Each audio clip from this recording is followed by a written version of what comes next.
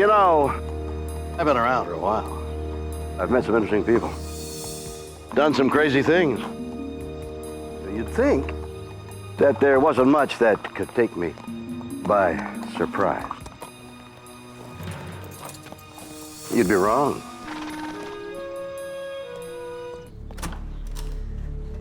The world is full of stories and science and things that amaze and confound me every single day. Incredible mysteries that keep me awake at night. Some I can answer, and others just defy logic.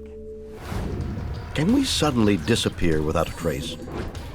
3 men vanished from a yacht off the coast of Australia.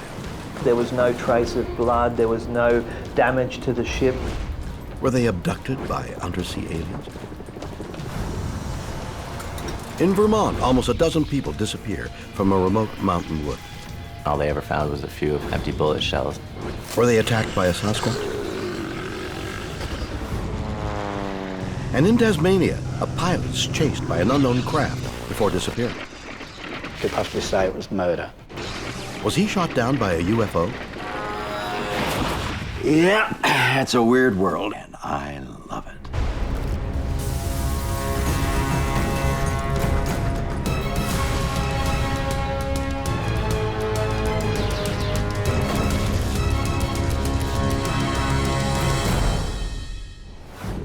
The Mary Celeste, magnificent, isn't she? This 280-ton brigantine was found fully seaworthy and floating unmanned in the Atlantic in 1872. Abandoned by her entire crew and passengers. All their belongings and 6 months' supplies were still on board, untouched. What happened to them? Throughout history, tales of vanishings have mystified and baffled us. Can people simply disappear from the face of the earth? This extraordinary story is regarded as the greatest maritime mystery of all time. Or it was. Until 2007. April 14th, 2007. 3 men set out on a cruise off the eastern coast of Australia. For Des Batten and brothers Peter and Jim Tunstead, it's the adventure of a lifetime. A 5,000-kilometer, 8-week voyage that will take them past some of the most spectacular coastline in the world. Julie Sharp is a Queensland attorney. It was a journey that was in the planning for some considerable period. The 3 men each undertook various courses, including first aid. Des, the owner of Cas 2, is an experienced amateur sailor who's made several trips in the area. Des Batten had a long-standing interest in boating and had owned a number of vessels in the past, including a 40-foot cruising vessel. Jim Tunstead had significant experience in sailing smaller sailing boats. He had competed in 14-foot skiff racing regularly in the past. It will be the longest journey any of them has attempted. The purpose of the journey was to transport the Cas 2 from Airlie Beach back to Western Australia, where the Battens lived. The voyage was ambitious, to say the least. The 3 men set out from Able Point Marina on a beautiful Sunday morning. People who saw the men before they set off on the journey on that morning described them as being in good spirits. Jim decides to capture the moment for posterity. The last record of them is some video footage that was taken on board the Cas 2. We think at about 10:05 a.m, so a couple of hours into the voyage. Clouds ahead. Peter Tunstead was fishing off the back of the boat, and Des Batten was at the helm. Everything was normal. In their final contact with the outside world, Des checks in with a radio operator on shore, a routine precaution. A local marine rescue volunteer had radio contact with the men. But the yacht fails to show up at its next anchorage on Cape Gloucester, and calls to Jim Tunstead's cell phone go unanswered. 3 days later, the Cas 2 is spotted by the Australian Coast Guard, miles off course and drifting aimlessly. Photojournalist Cameron Laird is one of the first to reach the missing yacht. The ship was abandoned and it was just floating adrift in the ocean, with sails just blowing wildly in the breeze, and you could tell clearly that something was wrong. When the search and rescue found the boat, they lowered crewmen who went in and checked to see if there were anyone on board. Rescuers find no sign of the crew. But even more alarming, they find evidence that whatever took place on board must have taken them by surprise. Keys were still in the ignition of the boat. The maps were still laid out on the table. Sugar and tea bags were still in the kitchen. Fishing lines were still on board. There was a laptop still running at the time. There were still life jackets on board. The orange fluorescent life ring was still on board. The safety buoys were still attached to the boat. Everything looked fine. It just looked like that someone had driven the boat into port and parked. Mysteriously, the only thing that's out of place is an ordinary piece of fishing line. There was fishing line and a lure tangled around the portside rudder, and that was where Peter Tunstead was seen to be fishing. The authorities launch a massive search and rescue operation by air and sea. They sent search and rescue helicopters and fixed-wing planes. I think also maybe the Army were involved with some Army aircraft as well.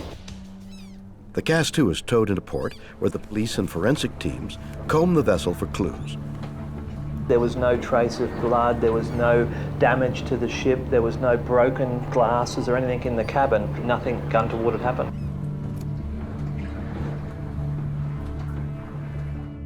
The three men were never found.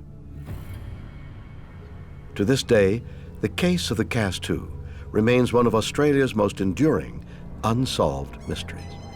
Nobody really knew whether the men were dead or alive, and they had disappeared in such mysterious circumstances. Nothing could explain the fate of the men. Sadly, that should really never have happened. You know, I love the ocean. Boats are my passion. Wind in your hair, the smell of the sea, makes me feel alive. But I gotta tell you, this story is weird or what? I mean, we all know that sailors have to have respect for the sea, right? But here they are on a perfect day, on a perfect boat. What were they doing? I mean, let's face it, what could possibly go wrong?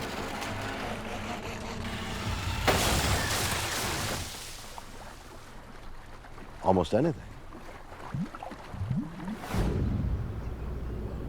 What happened to the men on board the Cas-2? Cryptozoologist Adam McGurr thinks it was something monstrous, a giant squid.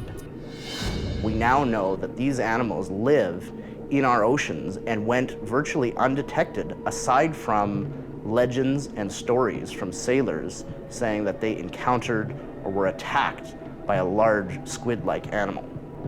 McGurr says the giant squid has gone from legend to reality as scientists have studied the elusive creature up close. In 2007, fishermen off the southern tip of New Zealand actually captured the largest recorded specimen of a colossal squid, and it measured 33 feet long from the tip of its head to the end of its tentacles, and it was estimated to weigh about 1,100 pounds. But could a giant squid account for the loss of the Cas-2's crew?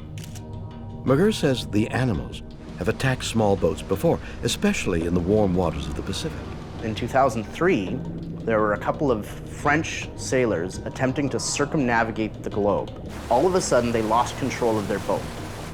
And on the rear of the ship, they found a gargantuan squid wrapped around the rudder, making it so that they couldn't turn or control the boat in any way. After some time, when they stopped the ship, the squid released its grasp and went down to the depths, and they were able to continue on their way. But this is a perfect example of a very close encounter with a giant squid. Although the creatures aren't aggressive, they are inquisitive and constantly on the lookout for a meal. A colossal squid may look up at the surface and see the bottom of a boat and interpret that as a large fish that it might like to go after, or possibly even a whale. And throughout history, several whale carcasses have been found with extremely large sucker marks on their skin, indicating that they have either gone after the squid to eat them or been locked in some type of struggle or battle with the squid.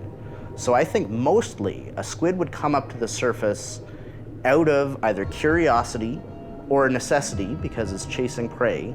And if it were to encounter a small boat, it would try and explore that boat using its arms and tentacles. McGurr thinks if one of the creatures did intercept the yacht, it was quite capable of sweeping the crew overboard.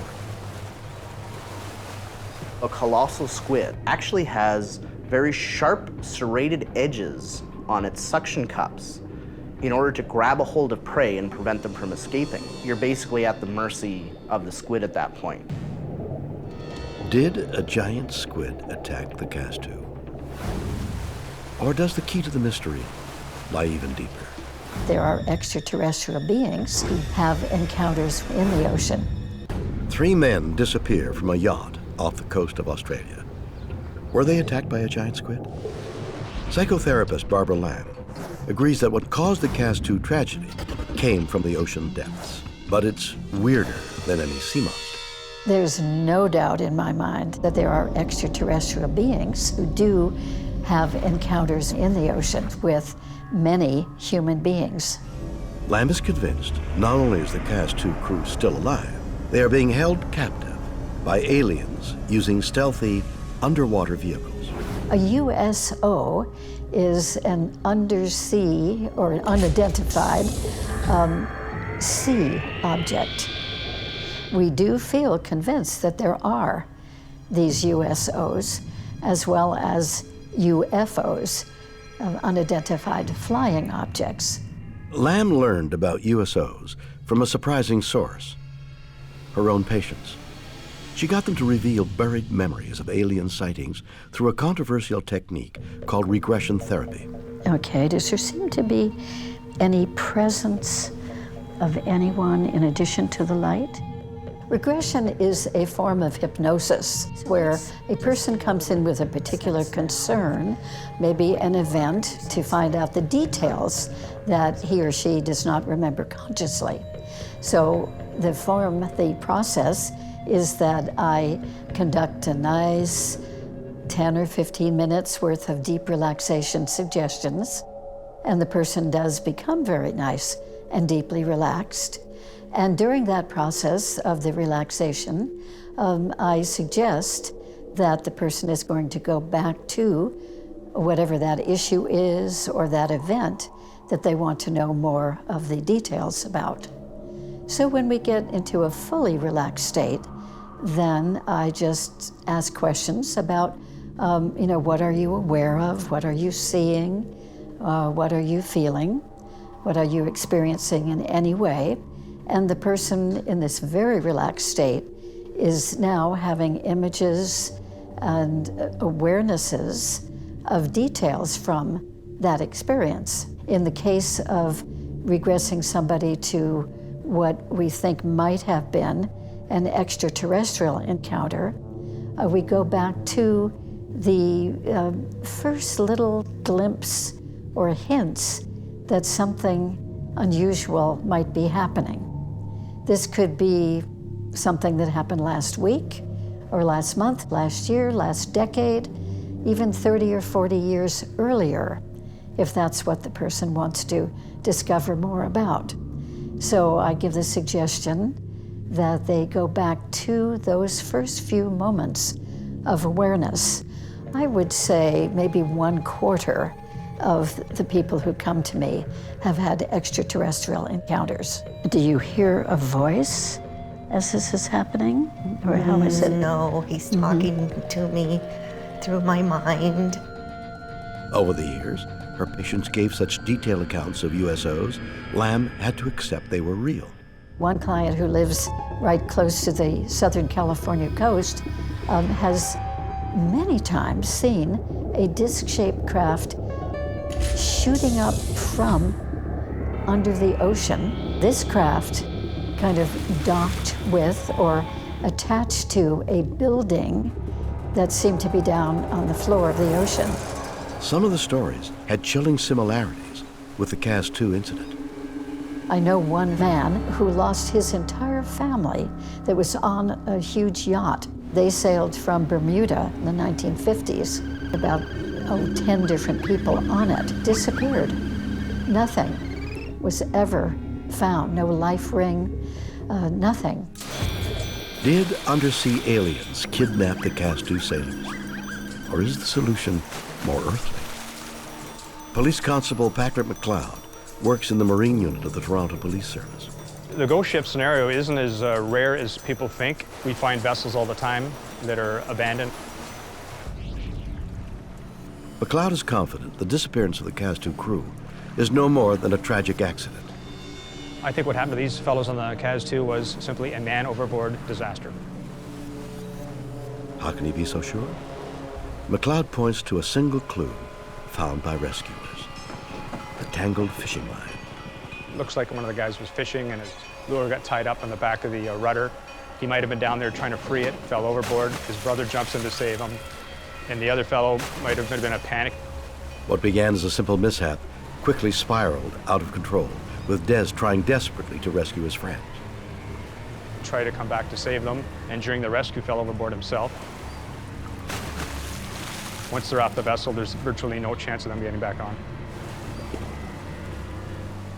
The Cas-2 catamaran, even at its slow speed, would be uncatchable by the best swimmer in the world.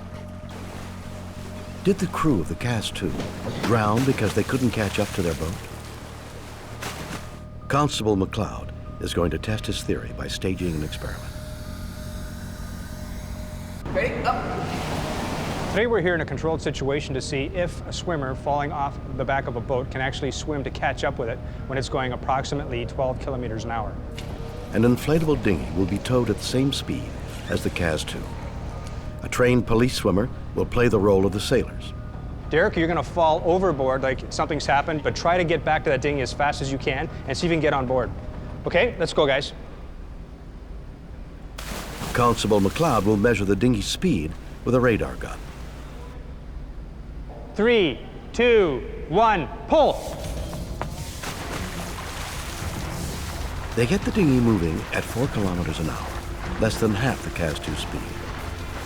But even at this reduced velocity, Derek simply can't keep up.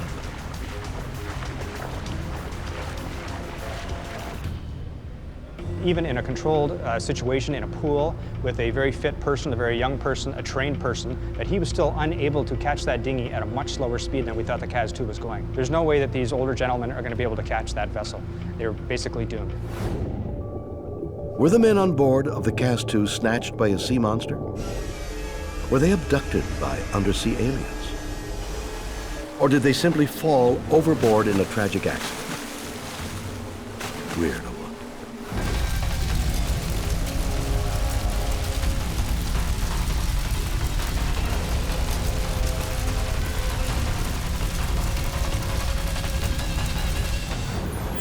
Almost a dozen people vanished from a remote mountain forest. All that was left behind was empty bullet shells. You know, these days, modern technology has made hiking through the forest easy. You've got a GPS in case you get lost. Go straight ahead. Digital compass tells you what direction you're headed in. North. Shockproof watch, hunting knife, safety vest for visibility. They make stuff to protect you from just about any situation. But there's one thing that nothing will save you from, and that's a forest that swallows you whole. Bennington, Vermont is a historic town set against the breathtaking scenery of Green Mountain National Forest. But it also borders on an area Native Americans have avoided for hundreds of years, believing it to be inhabited by dark and vengeful spirits.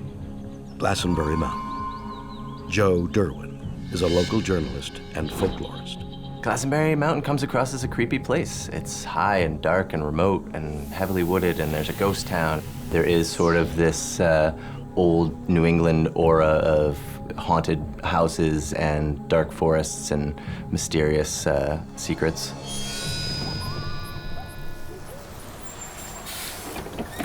One of the region's most puzzling mysteries is that of James Tedford. On December 1st, 1949, James is making his way home after visiting relatives. Tedford was a veteran who lived in Bennington. He had taken this bus countless times, but tonight he attracts more attention than normal. There was a sighting of James Tedford in St. Albans, Vermont. He was seen by a friend there during a stop. But when the bus pulls into Bennington, all is not well. James isn't there.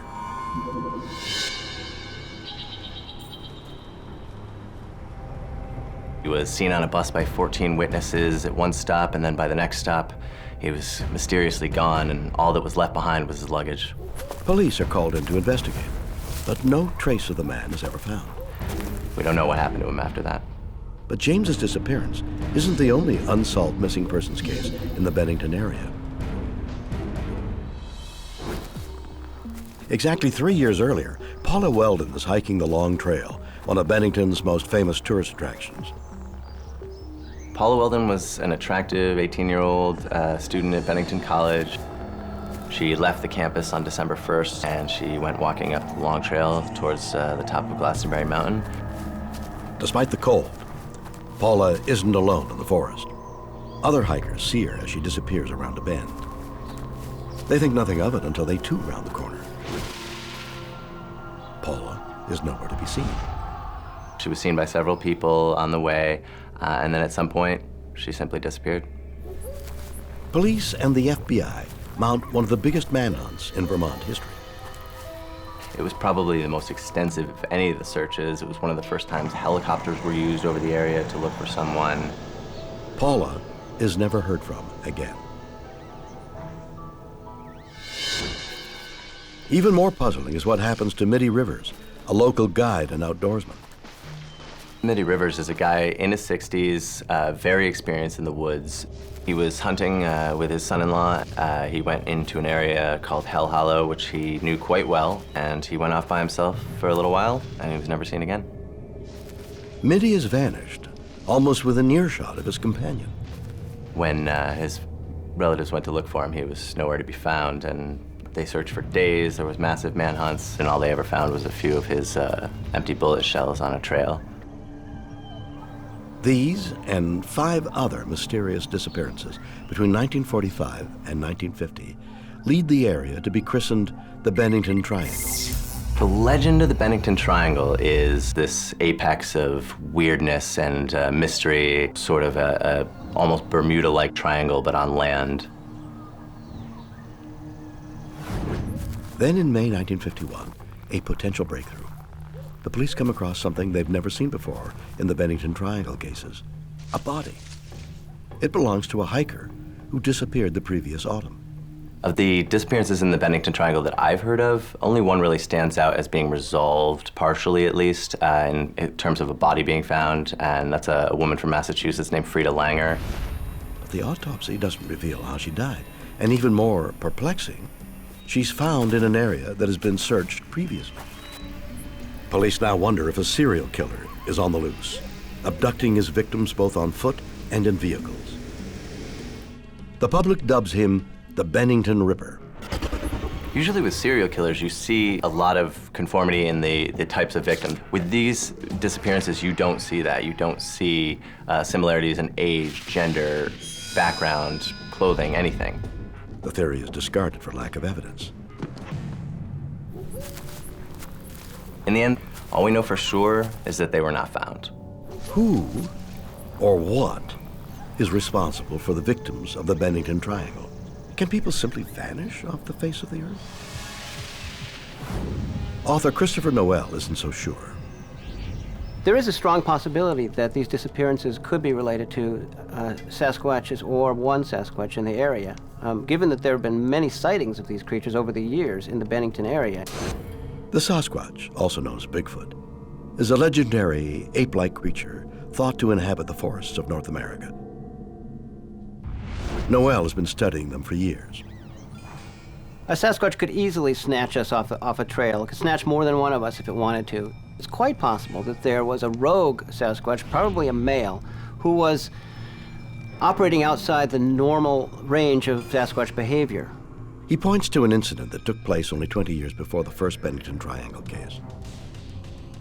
A man named Albert Ostman was taken from his campsite and carried to a small box canyon where he was held captive for 6 days. The victim not only survived, He escaped to tell the tale, the world's earliest documented Bigfoot abduction. He described what it looked like, how they behaved, in very exquisite detail that hadn't been known at the time and has been confirmed over and over and over by sightings down through the years. There's just been too many reports of intimidation behavior and sightings of Sasquatch here in the Bennington area to discount this possibility, especially around Glastonbury Mountain. I spoke with a man last year who had been in a hunting trailer on Glastonbury Mountain, and he and his buddies had woken up in the middle of the night when the trailer was shaken violently. And nothing else is going to be shaking a trailer like that. They opened the door and they saw something in the dark, but they could see it running away on 2 legs. It would just be absurd to rule out this possibility without looking into it more deeply, especially considering the context of sightings and intimidation behavior that we have here in the historical record. Did Bigfoot abduct the Bennington Triangle victims? If so, why was only one body ever found? I'm sure that these creatures, if they abducted these people, took them far away from where people ever go, into the thick, thick parts of the woods, high up, in caves, and we just never would happen to cross them. See, I don't think this is fair. Something weird happens, and boom, poor old Sasquatch takes the rap. Again, did he kidnap the victims? I don't think so. And here's why. Bigfoot is described in reports as a hairy, ape-like creature, 10 feet tall, over 500 pounds, with large eyes, a pronounced brow, and low-set forehead, covered in dark red hair. The enormous footprints for which it is known are 24 inches long and 8 inches wide, and get this, the creature is commonly reported to have a strong, unpleasant smell by those who claim to have encountered it. Now, I have one question. How on earth could a doofus like that take anyone by surprise?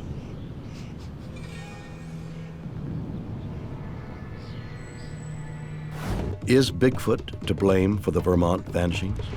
Or was it another kind of killer? When they're hungry, food is food. 8 people vanished from the Bennington Triangle in Vermont. Were they kidnapped by Bigfoot? Bennington hunting and fishing guide George Prouty says no. I think the only animal in this area that would attack and kill a human would be a mountain lion. We know there's big cats up here. When the food population is low and they're hungry, food is food. Prouty has no doubt the animals have what it takes to take down a fully grown man. A mountain lion is a big cat. They're very protective of their game. What they kill, they usually cart away. Even my size, a 200-pound person, a cat like that can drag and actually carry up a tree, put on a limb and take their time to devour it. And after a period of time, you'd think even the clothing would be visible. Yet a denning animal, an animal that goes into a cave or a den, which a mountain lion that has young, that's where they're going to be. They're not going to be up in a tree somewhere. The clothing is all hidden. It's all gone. Once the food is gone and the clothing is there, there's no way to recover it. It's in a cat den, or it's in a place where it's not recoverable. Prouty says details of the vanishings match the way big cats stalk their prey. It's always been a single person, and when a mountain lion goes on attack, that's their ultimate goal, is to get one individual singled out from the crowd, then that's the one they're going to choose to attack. Did a mountain lion devour the victims of the Bennington Triangle? How does this explain James Tedford vanishing from a moving bus?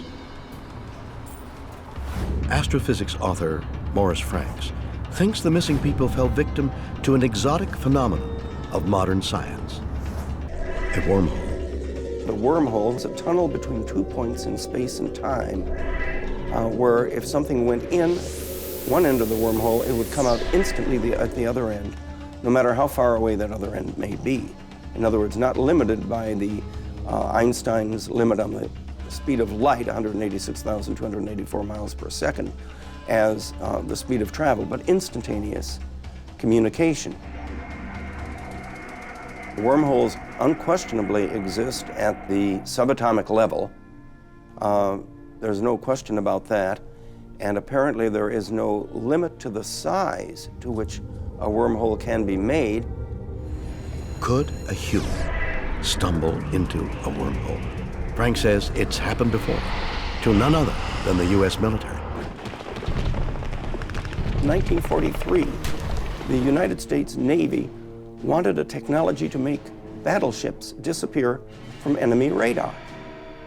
And they commissioned Albert Einstein and Nikola Tesla to work on the project. It was called the Philadelphia experiment. Now, all this is shrouded in secrecy. And some weird things happened, including the U.S. Eldridge disappeared spontaneously from Philadelphia Harbor and showed up in Norfolk, Virginia, hundreds of miles away. The only explanation I can think of, if that happened, would be a large wormhole. Now, experts on wormholes, such as Kip Thorne and David Deutsch, would tell you it takes too much energy to open up that big a wormhole. It's theoretically possible, but it's not likely because of the energy requirements to open up that big a wormhole. But on the other hand, they did have a megawatt generator on the USS Eldridge powering the electronic equipment that Tesla designed. And apparently they were able to do something. And the only explanation you can find in quantum physics is the wormhole. Did the U.S. government create wormholes to hide battleships? Was the same technology used on the victims in Vermont? If the people who went missing in the Bennington, Vermont area were sucked into a wormhole, I have no idea where they came out. It could be anywhere on this planet, it could be anywhere in another galaxy. Were the Bennington Triangle victims snatched by Sasquatch? Were they killed by a mountain lion? Or were they pulled into an intergalactic wormhole? Weird, or what?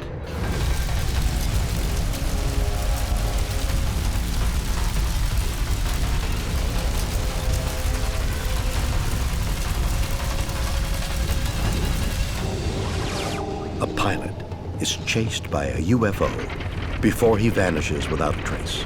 He says it's not an aircraft. Last year, there were 900,000 missing persons recorded in North America. That's nearly 2,500 people who vanish every day.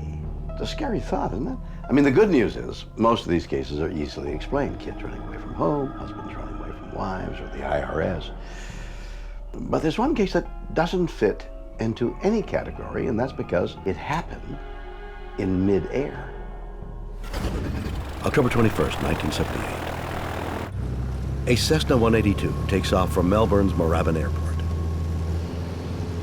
At the controls is Frederick Valentik, a 20-year-old flying instructor with the Australian Air Training Corps.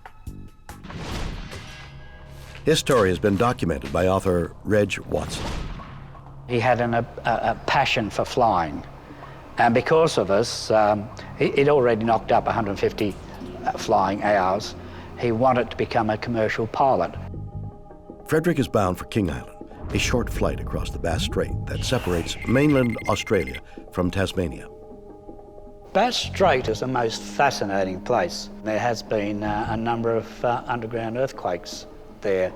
So it is a very dangerous area, volatile area, and many boats, if you like, mysteriously go missing. Valentik had planned to leave Moorabbin Airport to go to King Island to meet some friends there. Visibility was good. It was excellent flying weather. It's little more than an hour's flight time to King Island Airport. So far, it's been going smoothly. It was only going about 120 miles per hour. Full tank. It had been well looked after. There was no problem with the craft itself. It should have got to King Island without any problem. But 47 minutes into the journey, Frederick notices another, much larger aircraft flying at the same altitude. Valentik was travelling about 4,500 feet in elevation. And the question that he asked Moorabbin, are there any aircraft below 5,000? Delta Sierra Juliet. There seems to be a large aircraft below 5,000. Manning the radio at Moorabbin Airport is air traffic controller Steve Roby. He checks the board. There's nothing else in the area. Suddenly, the other aircraft makes several high-speed passes above and below his much smaller Cessna. It seems to me that he's playing some sort of game. He's saying it's travelling under me. Within a short period of time, he's saying it's 1,000 feet above me. And then he says it's coming towards me. He asked the amazing question. He said, are there any Air Force craft in the area? Moorabbin said no. The craft then veers close enough for Frederick to get a good look at it. He said, well, it's long, shiny like metal. It's got a green light and sort of metallic. It's all shiny on the outside. Obviously, he's not familiar with it.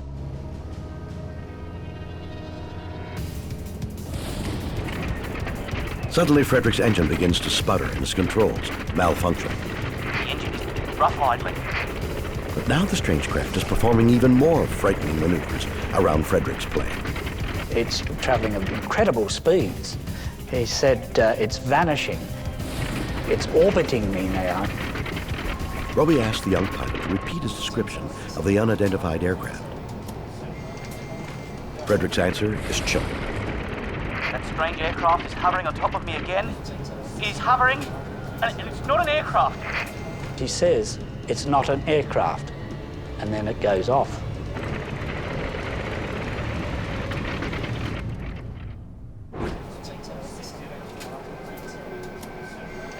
It's Frederick's last transmission. Robbie desperately tries to re-establish contact, but all he hears is a metallic clicking noise that ends with radio silence. It was presumed that Frederick had smashed into the sea, and as a consequence, a search was arranged. Frederick's Cessna is equipped with a radio beacon. It should be easy to locate. But as rescuers search, the mystery only deepens. No wreckage, no body, and no oil spill was ever found. Over 3 decades later, Reg Watson is convinced the Australian government still needs to get to the bottom of the case. What I'd like to see happen with Frederick Valentik is that the authorities admit that something peculiar happened. I get angry with the authorities. I really would like that some type of salvage operation would go off the coast of Victoria to see whether indeed his aircraft is still there. Now, if ever there was a genuine mystery, this is it, and here's why. It couldn't have been an accident. You see, your chances of being involved in an air crash are about 1 in 11 million. You got far more chance of being killed by a bee sting. Ow. Or choking on food. Or climbing a ladder.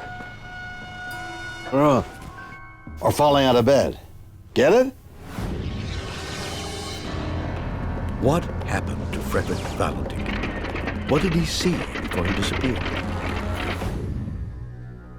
Victor Vigiani is a paranormal investigator who studied the incident. He makes the case that Frederick was attacked by the only vehicle capable of the maneuvers he described, an alien spaceship.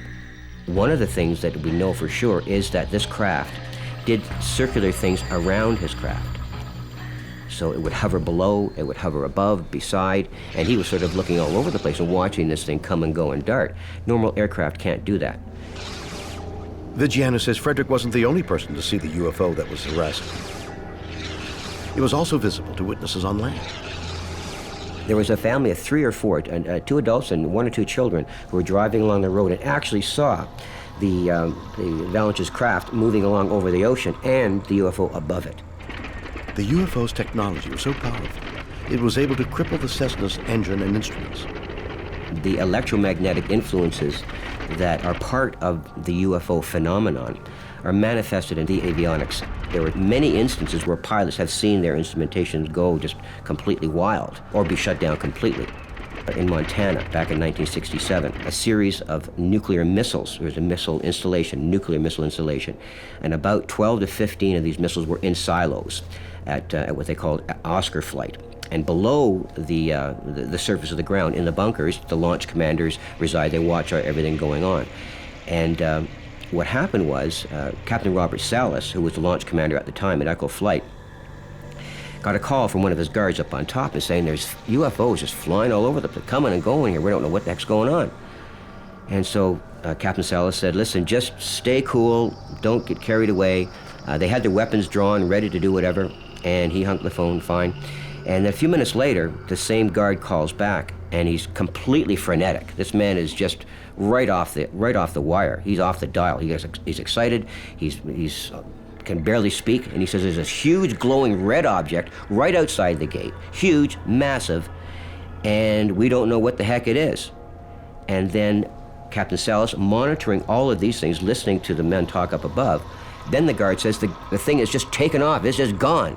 And as soon as the UFO retreated or left the scene, 12 of his missiles, intercontinental ballistic missiles, were shut down, put into a no-go situation. They were unlaunchable. They went down one at a time. This is something that Captain Robert Salas has to this day said has never happened before, at least to his witnessing.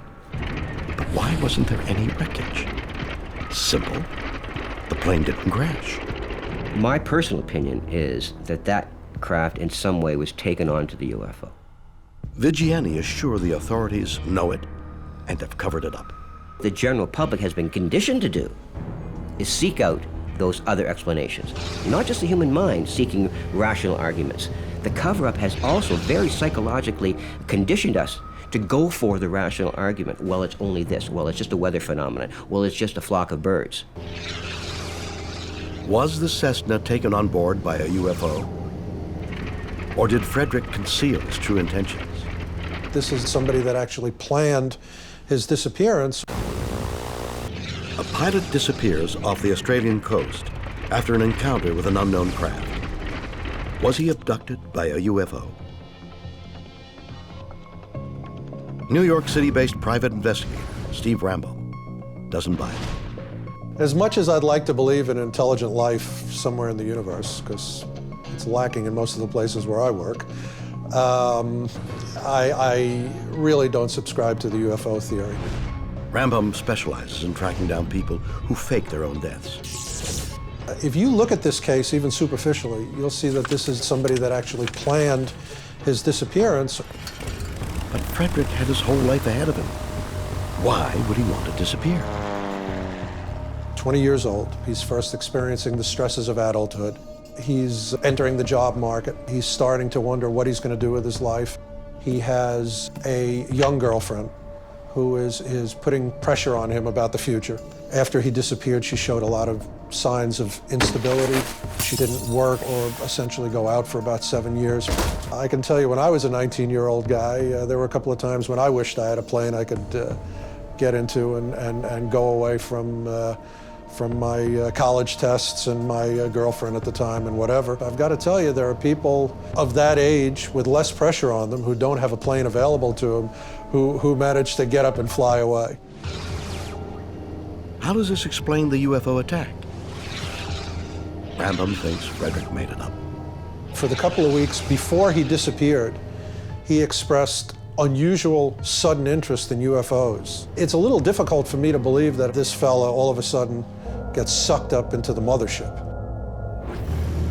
But if Frederick was a faker, why did he do it? To escape. He has a plane at his disposal, which he has gassed up for 300 miles flight. Even though he's only got to go 40 miles, he probably needed some getting away money. And that plane was worth something. I think that plane was either sold or sold for parts. Everything was easier in 1978. Life was easier. Today, if you disappear, I know everywhere you've been up to the nanosecond before that disappearance. I know your credit card usage. I know your Wi-Fi activity. I know your cell phone within 100 feet. I know who you spoke to, who you emailed. I know your friends, your family, your likes, your dislikes, all in a database. I can tell you that now, I've been doing this for about 30 years. And I can tell you that in 1981 and 82, when I backgrounded somebody, my initial intake file, if I was really, really lucky, was about 20 pages. That was a huge file. Today, if I background you and I do initial intake on somebody who's disappeared, if I have less than 500 pages, it's a shame. Rambam thinks we can solve the mystery. All we have to do is look in the right place. If I had to bet, I think he's flying planes somewhere. Certainly not under his own name, but there's somebody that looks quite like him with his background. I've worked with police in Australia. They're no dummies. I think they've kept this open because they know darn well this kid was not sucked up into a UFO. Did Frederick Valentin fake his own death? Or does the answer lie elsewhere? Mark Wallace has been a commercial airline pilot for almost 30 years. I've actually narrowed it down to one theory as to what's happened. If you're a brand new pilot, this is one of the more common problems that leads to crashes. They get disoriented. Wallace thinks Frederick's big mistake was the time he departed, 6:20 p.m. When you're a fairly new pilot, that's called visual flight rules. You're looking at the sky for reference to keep yourself right side up. As you get late in the day, the water looks black at night. You now have a black ocean morphing into a black sky. You're losing that defining horizon for pilots to look at. As it grows darker, Frederick grows more disoriented. You can't really see the horizon anymore. It's very easy then for the airplane to start to go into a bank and you don't feel it. If you're an inexperienced pilot and you can't feel the plane banking and you look down at this instrument and it shows the airplane in a 30-degree bank, you don't believe it, so you don't change. The more the plane banked, the more it lost altitude, until the Cessna simply fell into the sea. But why didn't searchers find any wreckage? The Bass Strait is a massive strait of water between Australia and Tasmania, and it's got a lot of ocean currents as the ocean whips down from the Great Barrier Reef. Even though it's not very deep, it wouldn't take much for that, whatever debris there is, to end up who knows where. But what about the mysterious craft that harassed him? My first thought was that it's some sort of a military aircraft. You know, someone's fooling around, having a little bit of fun with the guy. I wouldn't put it past the military guys to go out and basically do an intercept, you know, a practice intercept on an aircraft. Did Frederick Valentin crash his plane into the ocean? Or did he fake his own death? Was he shot down by an alien spacecraft? We may never know. Weird, or what?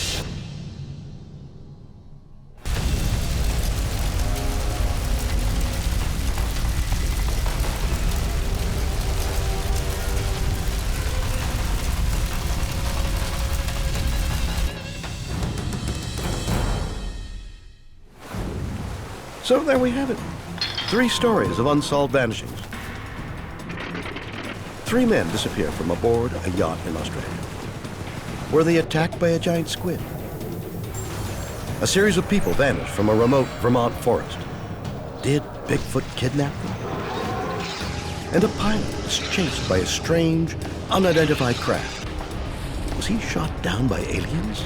You decide. Join me next time for more stories that will undoubtedly be weird, or what?